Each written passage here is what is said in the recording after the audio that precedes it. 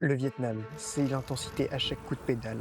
Des montagnes verdoyantes aux forêts primaires, abritant une biodiversité exceptionnelle. Des rizières en terrasse aux falaises spectaculaires de la baie de Lan Ha. Chaque paysage témoigne d'une grande richesse naturelle et culturelle. À travers les parcs nationaux, véritables sanctuaires écologiques, et les vestiges des cités impériales comme Hue, ancienne capitale de la dynastie Nguyen, nous avons traversé un pays où l'histoire, les traditions et la vie quotidienne s'entremêlent. Malgré la chaleur, l'humidité et les tumultes de la circulation, nous avons surtout rencontré un peuple chaleureux, curieux et profondément attaché à son identité. Nous avons franchi la frontière du Vietnam avec une impatience mêlée d'excitation. Et tout de suite, le changement est flagrant.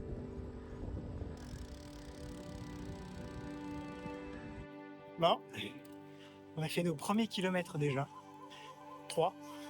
C'est pas énorme. Mais déjà, la route par rapport au Laos, c'est vachement plus propre.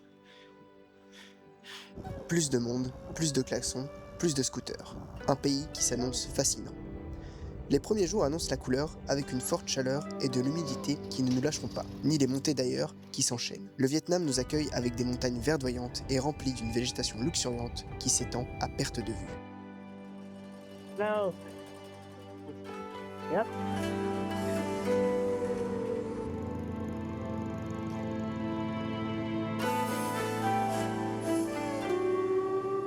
Là, on s'est installé dans un petit café-restaurant.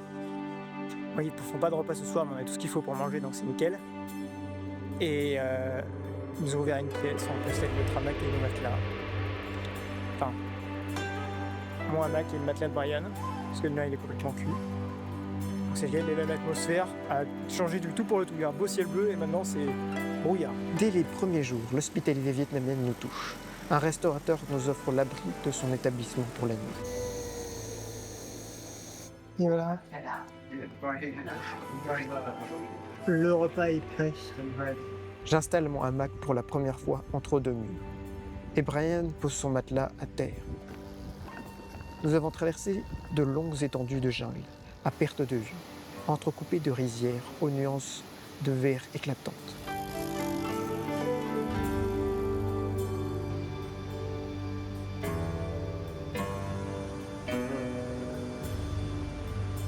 Les plaquettes de frein, elles sont complètement en fin de vie, donc dès qu'il y a un plat et un truc à l'abri, je les change.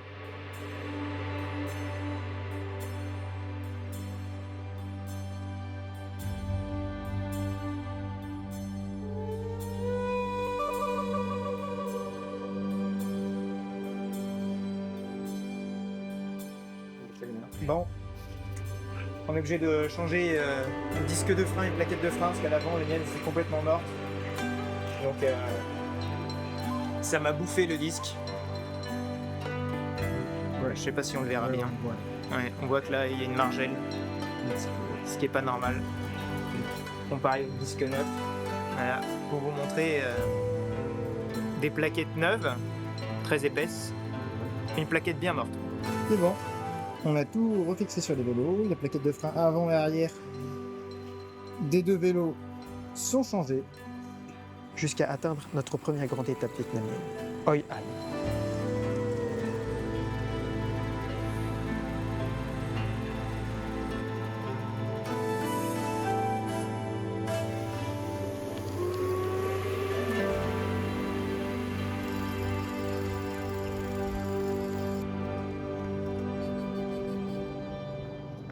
On découvre le café dans un petit café local. Il y a des glaçons dedans.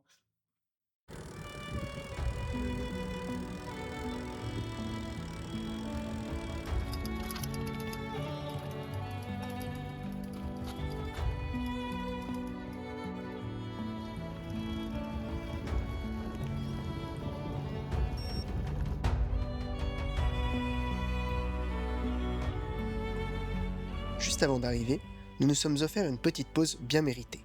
En plein cœur des rizières, nous avons repéré une tour perchée au-dessus du paysage, comme un gardien solitaire dans la verdure. Il s'agit certainement d'un ancien mirador de l'armée française pendant la guerre d'Indochine. Puis vient Hoi An, un bijou suspendu dans le temps. Son centre historique classé au patrimoine mondial de l'UNESCO fut, entre le 15e et le 19e siècle, l'un des ports de commerce les plus influents d'Asie du Sud-Est. Ce riche passé marchand a laissé une empreinte profonde. On y perçoit un subtil mélange d'influences chinoises, japonaises, vietnamiennes et surtout françaises. À l'époque, ce port florissant attirait des marchands venus de Perse, du Japon, des Pays-Bas ou encore de Chine. On raconte même qu'au XVIIe siècle, Hoi An était plus cosmopolite que bien des villes européennes. Son déclin progressif est en grande partie lié à l'envasement du fleuve Tubon et à l'essor du port de Da Nang, plus adapté aux navires modernes. Parmi les symboles emblématiques de la ville figure le petit pont japonais Kouvet, construit au XIIe siècle, qui relie deux quartiers de la vieille ville. À la tombée du jour, le centre historique s'illumine de centaines de lanternes multicolores, dont certaines voguent doucement sur la rivière à bord de petites embarcations.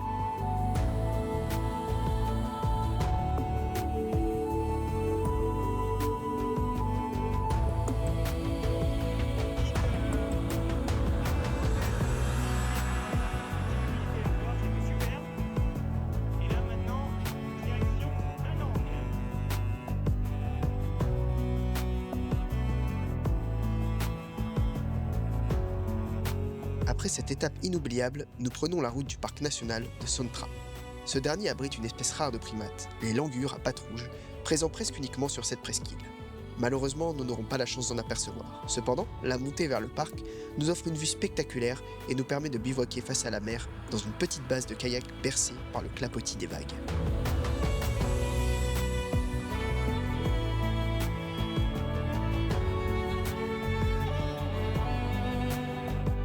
Ce matin, on vient de se réveiller juste devant l'océan, la mer de Chine plutôt, et avec le bruit des petits clapotis sur les rochers.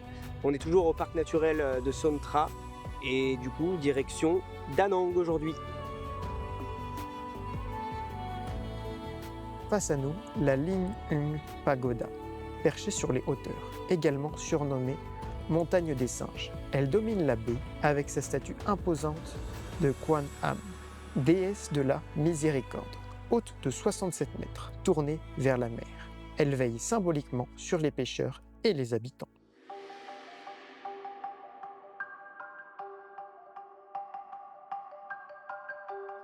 On a fait un bivouac au bord de la mer. Le seul inconvénient, c'est que maintenant il faut pousser les vélos pour remonter. Et c'est un peu dur.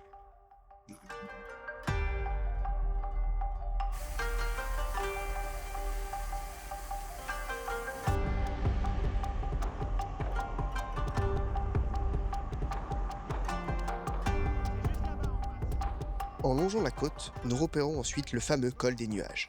Ce passage, culminant à près de 500 mètres, marquera l'un des moments forts de notre itinéraire.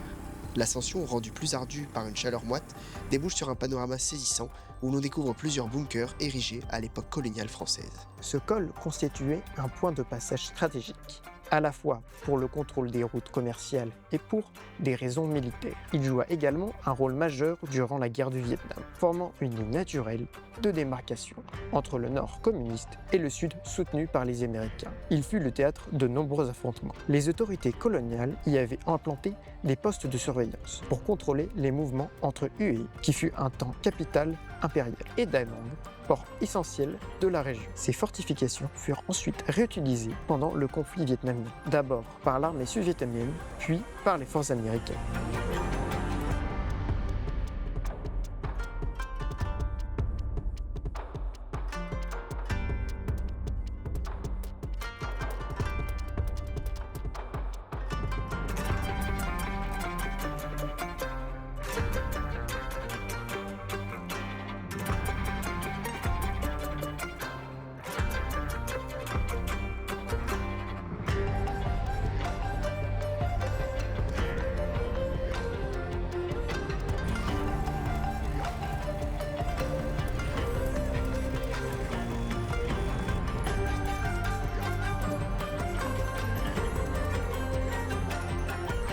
Bon Ryan, explique-nous la situation. Il y en a un qui a eu un code validé, hein, c'est bien celle. Du coup, on a crevé, enfin il a crevé. Donc là, du coup, on est sur une installation de type intéressant, vous voyez. Et en fait, ça permet de maintenir le vélo en hauteur pour soulever, du coup, pour retirer la roue et la remettre. C'est quoi Voilà. On a notre pont élévateur. On soulève avec ça. Et puis là, c'est maintenu pour que le vélo reste en hauteur. C'est beau, c'est une belle installation. On est au bord de la route avec juste sur la rambarde, mais ça va quoi. Donc la vue, Oui. il n'y a pas à crever la vue, il n'y a pas à dire c'est beau. On peut crever ici, pas de soucis. Les pneus, excusez-moi. Oui. J'adore crever, franchement c'est un plaisir. Dans le décor. Voilà, le travail bien fait. Ouais, avec style. Là, le paysage, rien.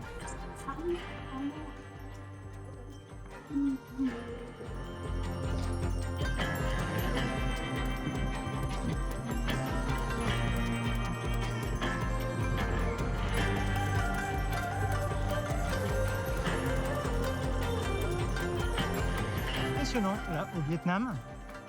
Ils ont des tombes monumentales. Bon, pas pour tout le monde, mais il y a des trucs.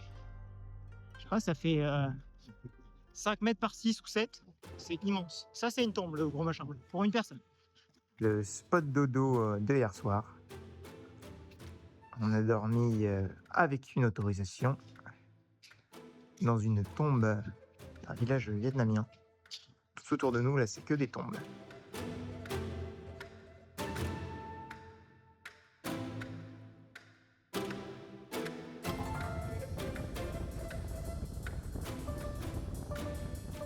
Après ces quelques kilomètres le long de la côte, il était temps pour nous de rejoindre l'ancienne capitale impériale du Vietnam, Hue.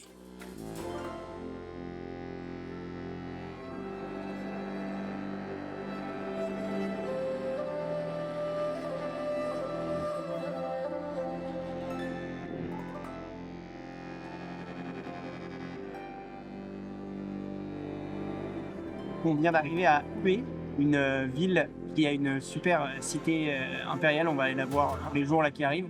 C'était aussi la capitale du Vietnam à une époque. Et là, du coup, on prend à manger. On a pris des petites soupes de nouilles, je crois, avec du porc, des choses comme ça. Et après, on va visiter. Il a menti cet après-midi, pour moi, c'est dodo.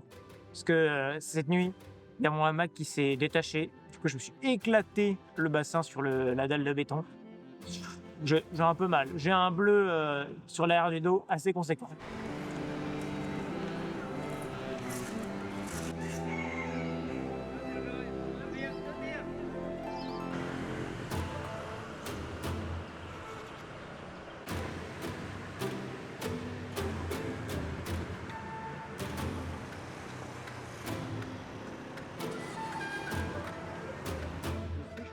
Je sais pas ce que c'est.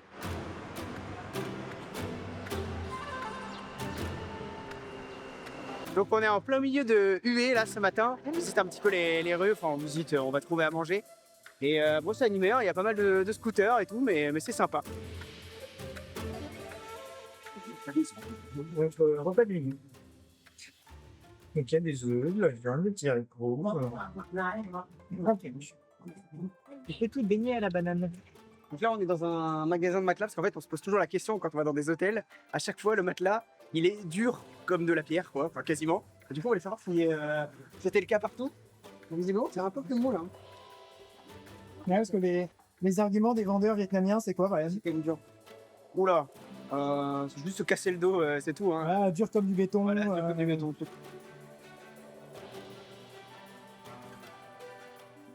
Ce matin, nous allons visiter la cité impériale de Hue, une cité classée au patrimoine historique de l'UNESCO comme beaucoup de monuments. Et on va en apprendre un petit peu plus sur l'histoire de la ville de Hue. La ville est surtout célèbre pour sa majestueuse cité impériale. Inspirée de la cité interdite de Pékin, elle a été construite selon un plan rigoureusement structuré, entourée de douves et protégée par de solides remparts. Sa disposition, pensée selon les principes du Feng Shui, incarne l'équilibre entre pouvoir et harmonie. L'édification de cette cité remonte au début du 19e siècle, sous l'impulsion de l'empereur Jialong, fondateur de la dynastie Nguyen. Ce dernier, soutenu à l'époque par des missionnaires français comme Pignot de Baën, aspirait à un empire moderne et centralisé. Hue devait incarner cette ambition, en combinant les principes du confucianisme, du bouddhisme et du taoïsme, tout en affirmant une identité forte face à l'influence montante des puissances occidentales. S'étendant sur plus de 500 hectares, la cité est véritablement monumentale. Nous y avons passé plus de 3 heures et nous n'avons pas tout vu. Elle se divise en 3 grandes parties. D'abord, la citadelle, qui englobe l'ensemble du site.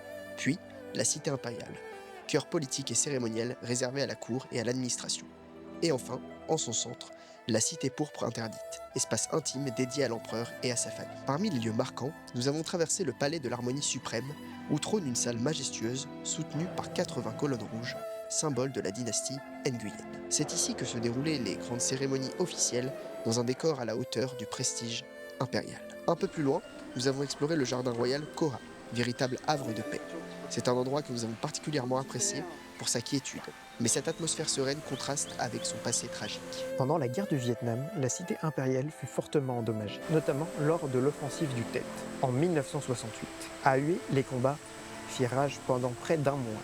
Des milliers de civils y perdirent la vie, et de nombreux édifices historiques furent détruits ou gravement endommagés, y compris dans le jardin de Koha. Cette offensive, déclenchée pendant la nouvelle année lunaire, visait plus d'une centaine de villes et bases militaires sud-vietnamiennes. À Hue, les affrontements comptèrent parmi les plus violents du conflit. Après ce moment de calme dans le jardin, nous avons poursuivi notre immersion dans l'histoire avec la visite du palais Quien Tru, l'un des bâtiments les plus emblématiques de Hue, qu'on voit partout sur les cartes postales, mais qui paradoxalement n'est pas si ancien. Construit entre 1921 et 1923, ce palais mêle l'architecture vietnamienne traditionnelle à une influence française très marquée. Il servit de résidence aux derniers empereurs de la dynastie Nguyen, dont Bao Dai, le tout dernier souverain du Vietnam. Nous avons aussi exploré le palais Truong San, un lieu paisible destiné autrefois au repos des reines-mères ou de certaines concubines de haut rang. La cité est si vaste et riche en histoire qu'on pourrait y consacrer une vidéo entière.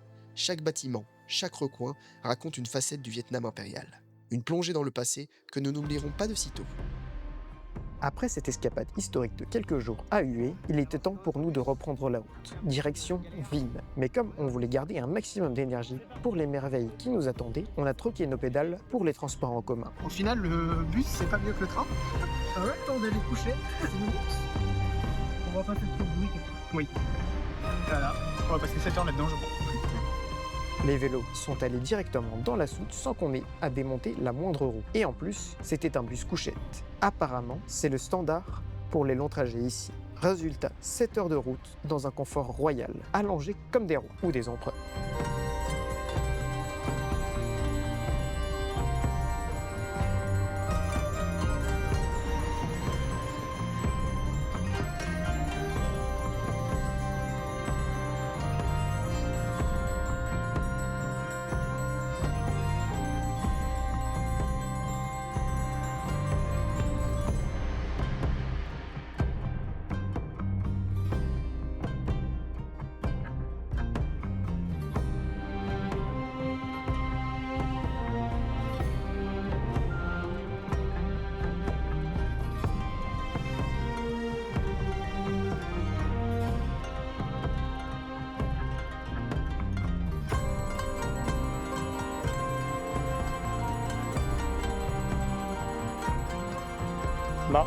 Là, on est au bord d'une piste cyclable au Vietnam.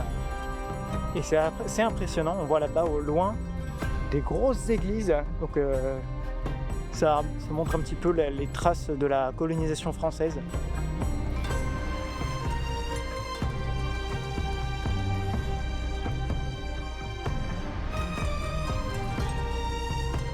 Les Vietnamiens sont incroyablement accueillants, et on a une fois de plus pu goûter à leur générosité.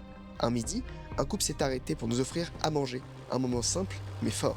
Une autre fois, on nous a ouvert les portes d'une église, offert une chambre avec douche et même permis d'assister à la messe.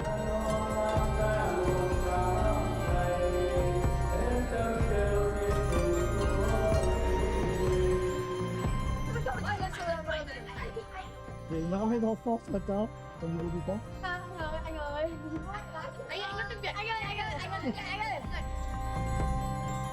Et nous, on a dormi dans le bâtiment qui est juste là.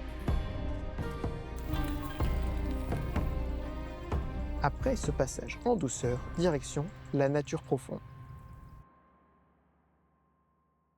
On est actuellement au Cuc Phuong National Park. Je sais pas si je prononce bien, mais c'est pas très grave. Et là, du coup, on est parti pour monter à peu près 200 mètres de dénivelé tranquillou pour arriver à notre spot de camping tout en.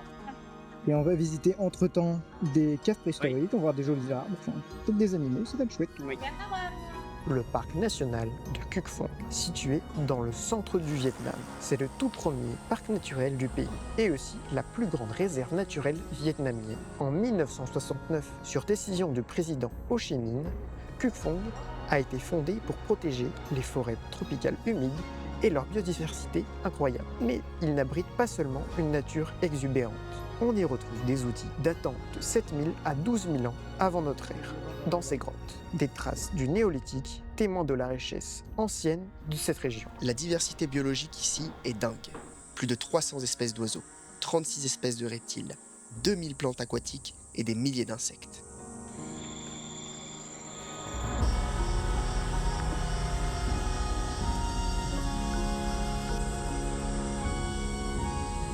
Au détour d'un sentier, on a croisé un petit habitant bien discret, un lézard à crête couronnée. Presque invisible, ils se font parfaitement dans la végétation, un vrai maître du camouflage.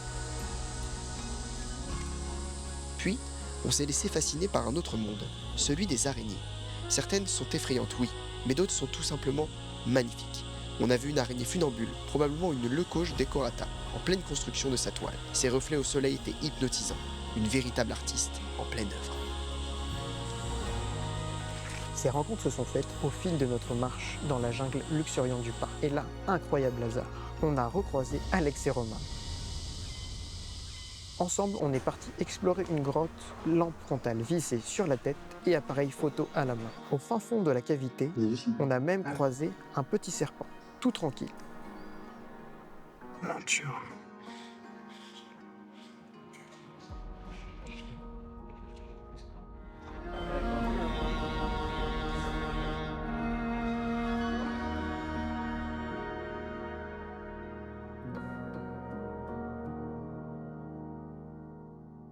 Notre itinéraire nous a ensuite menés vers un décor tout droit sorti d'un rêve. La baie d'Along terrestre. On a pédalé entre les formations karstiques et les villages, sur des chemins parfois oubliés, mais toujours avec cette sensation d'être au cœur d'un paysage unique. Cette région n'a pas seulement un charme naturel, elle a aussi une histoire. Oahu, nichée ici, fut la première capitale impériale du Daikoviet au Xe siècle, juste après la fin de la domination chinoise. Din Tianhuang y régna protégé par ses montagnes escarpées.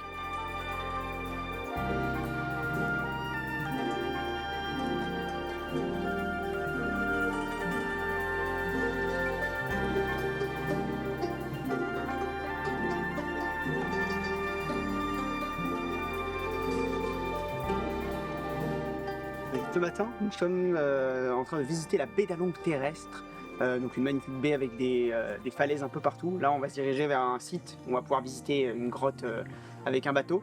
Et là, pour l'instant, on est devant un temple qui est entouré de montagnes. C'est très très joli.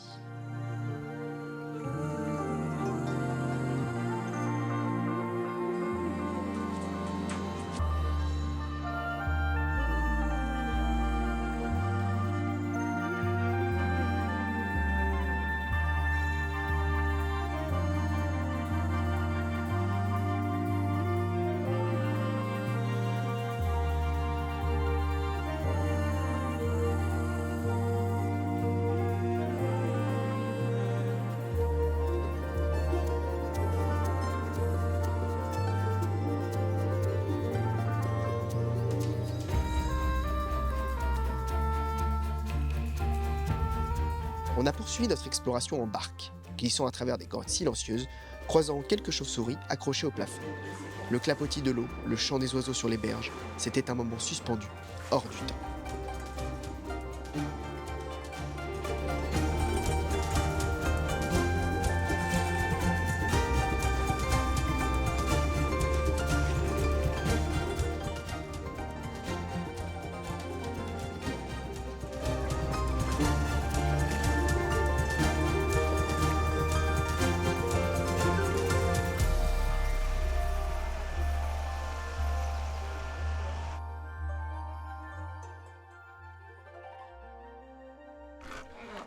Mais notre aventure ne pouvait pas se terminer sans une rencontre que nous attendions avec impatience. Déçus de ne pas avoir vu les langurs à Sontra, nous avons mis le cap vers Van Long. Et là, entre deux coups de rame, le miracle a eu lieu. Perchés sur les falaises, des langurs de Delacour. Majestueux, discrets, en équilibre sur les roches. Ces primates sont parmi les plus rares au monde. Il n'en reste qu'environ 200.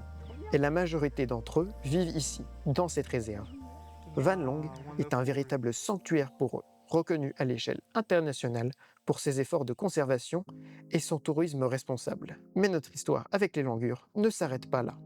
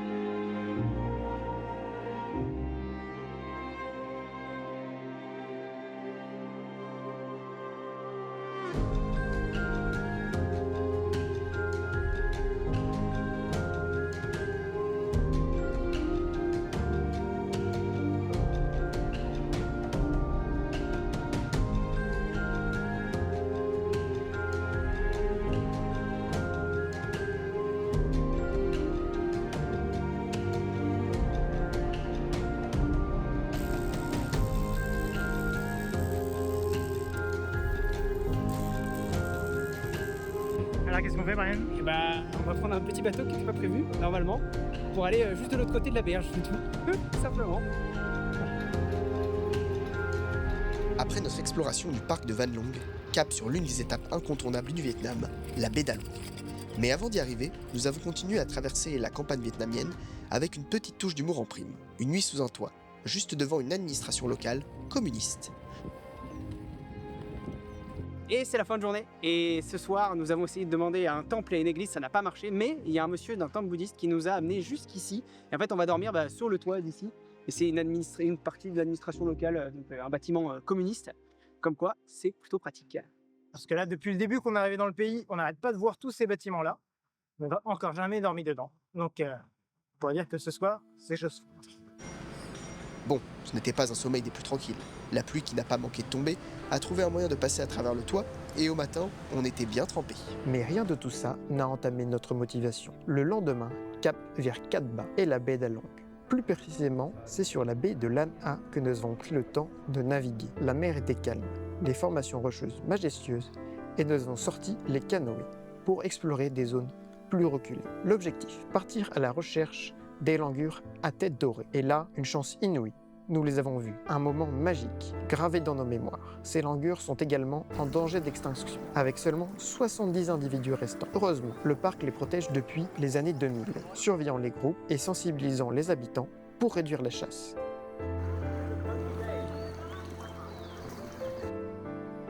La baie de Lan Ha, tout aussi spectaculaire que sa voisine Along, est bien moins fréquentée par les touristes. C'est d'ailleurs pour ça qu'on l'appelle la perle cachée du Tonkin. À part les paysages, l'une des choses qui nous a frappés, ce sont les villages de pêcheurs flottants, comme celui de Kai Beo. Environ 500 foyers y vivent toute l'année sur des maisons flottantes, gagnant leur vie grâce à la pêche. C'est un autre monde, tranquille, authentique, loin du tumulte des grandes villes.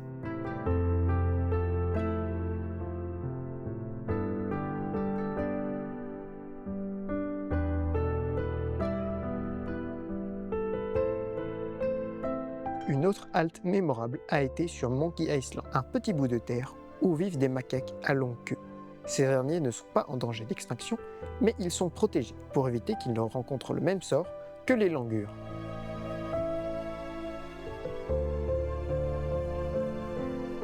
Après un repos bien mérité, nous avons pris la direction des hauteurs de l'île de Cat Ba. Là, nous avons eu droit à une vue imprenable sur l'île et sa jungle luxuriante.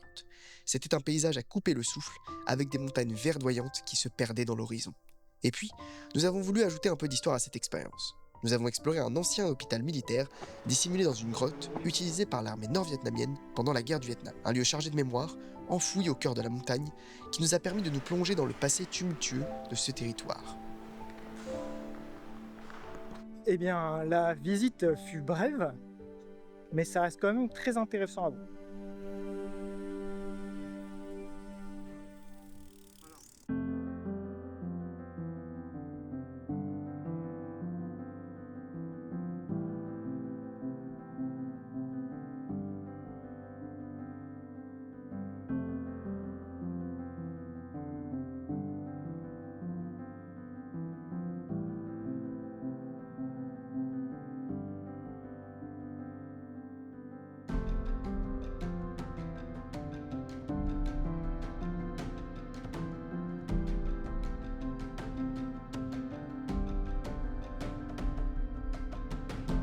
Notre dernier bivouac au Vietnam, nous l'avons passé dans un endroit un peu magique. Bivouaqué au bord de l'eau, devant une pagode, après avoir traversé un pont étroit presque suspendu.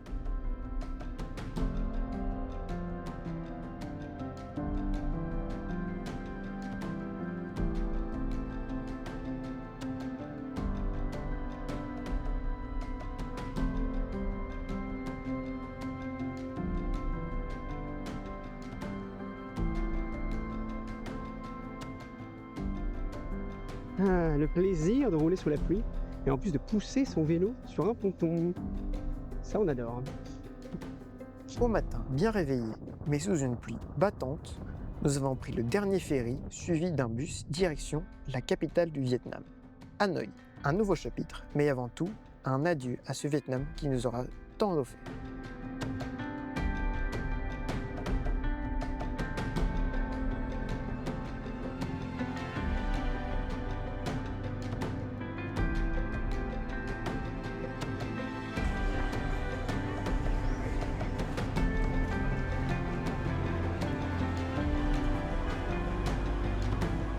Nous sommes en plein cœur de Hanoï et là on va aller visiter la citadelle de Tan Long et ensuite le fameux mausolée d'Ho Chi Minh. Il y a beaucoup de choses à voir à Hanoï, donc on vous emmène avec nous dans la capitale du Vietnam.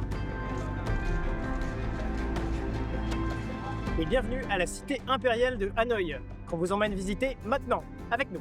C'est parti!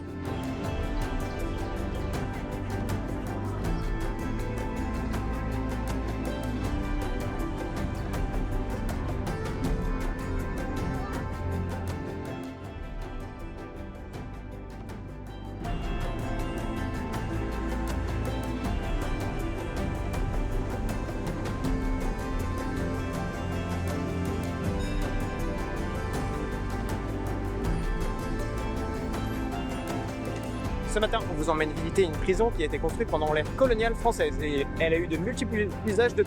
Ouais, elle a servi pendant la colonisation française et pendant la guerre du Vietnam. C'est la prison de Ho Alo. C'est parti!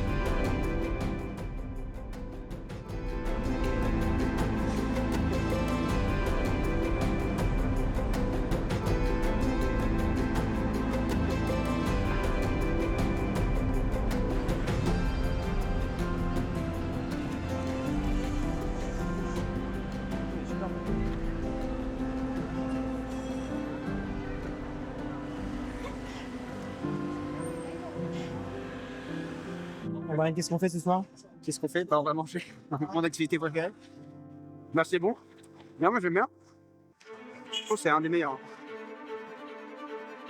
Est-ce que cet homme est objectif? Non. Absolument pas. Si. Merci. Elle est super bon. Eh bien, on vous remercie d'avoir regardé la vidéo et d'avoir suivi notre visite du Vietnam. Ouais, n'hésitez pas à commenter, liker et puis à partager la vidéo. Et puis on se retrouve pour une prochaine vidéo au Japon.